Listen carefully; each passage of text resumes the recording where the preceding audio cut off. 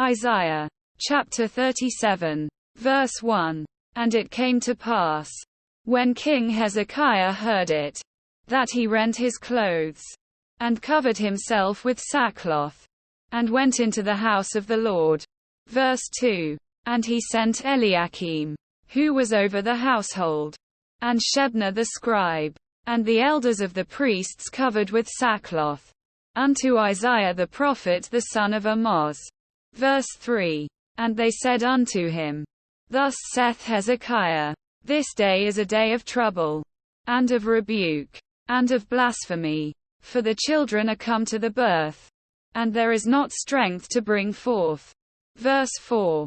It may be the Lord thy God will hear the words of Rabshakeh, whom the king of Assyria his master hath sent to reproach the living God, and will reprove the words which the Lord thy God hath heard.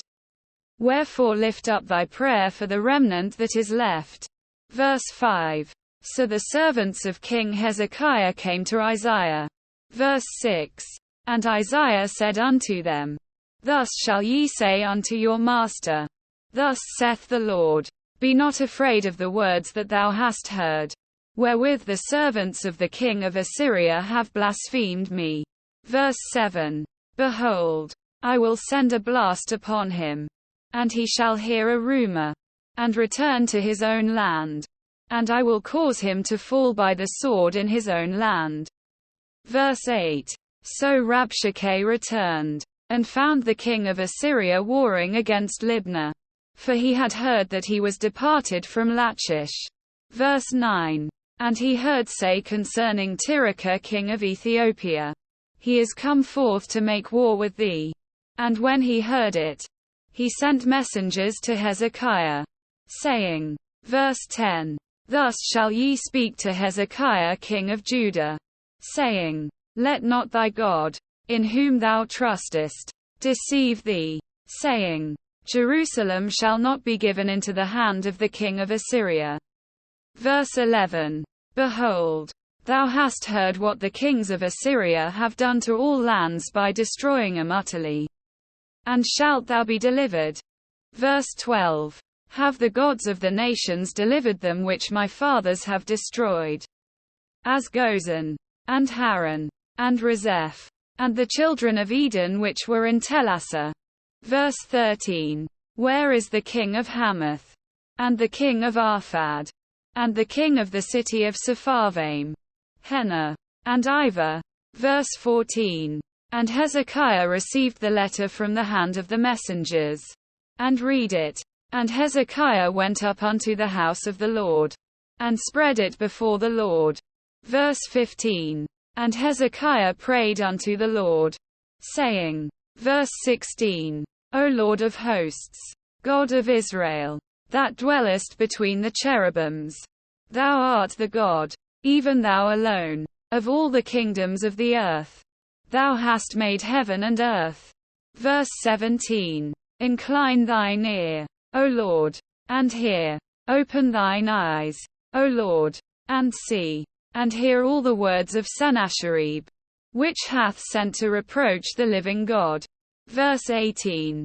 Of a truth, Lord, the kings of Assyria have laid waste all the nations, and their countries. Verse 19. And have cast their gods into the fire. For they were no gods, but the work of men's hands, wood and stone. Therefore they have destroyed them. Verse 20. Now therefore, O Lord our God, save us from his hand, that all the kingdoms of the earth may know that thou art the Lord, even thou only. Verse 21. Then Isaiah the son of Amoz sent unto Hezekiah, saying, Thus saith the Lord God of Israel, whereas thou hast prayed to me against Sennacherib king of Assyria. Verse 22. This is the word which the Lord hath spoken concerning him. The virgin, the daughter of Zion, hath despised thee, and laughed thee to scorn. The daughter of Jerusalem hath shaken her head at thee. Verse 23. Whom hast thou reproached and blasphemed? And against whom hast thou exalted thy voice, and lifted up thine eyes on high? even against the Holy One of Israel. Verse 24. By thy servants hast thou reproached the Lord, and hast said, by the multitude of my chariots am I come up to the height of the mountains, to the sides of Lebanon. And I will cut down the tall cedars thereof, and the choice fir trees thereof.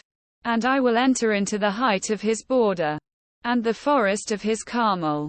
Verse 25. I have digged, and drunk water, and with the sole of my feet have I dried up all the rivers of the besieged places. Verse 26. Hast thou not heard long ago how I have done it, and of ancient times, that I have formed it?